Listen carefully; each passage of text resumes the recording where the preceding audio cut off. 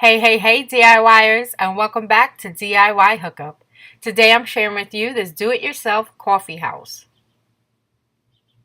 So I had my husband build this house for me, and it's to store your coffee mugs.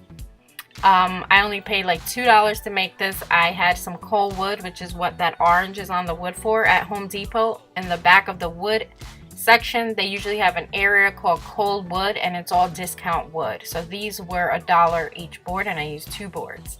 So basically he just built a box, a shelf in the middle, and then cut those boards to fit between the middle shelf, made a roof, and cut the corners here of the top roof to fit the edges, the top edges of the box. So now I'm just gonna sand it and get off that orange spray paint. Then I stained it with a ebony stain, and now I'm going to paint it with this Kills chalk paint.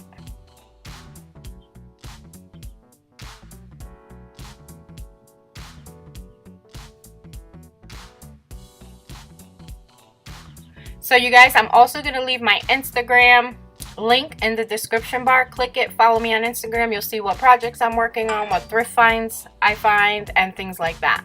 So this is the final product. I went ahead and sanded it, distressed it, and I also made some wordings for the top of the roof. I put coffee house on top using my Cricut machine, and just added some decor. And this can hold your coffee mugs. If you guys are interested in the wordings for the Ray Dunn inspired cups here, those will also be on my Etsy shop. I'll leave that linked for you as well.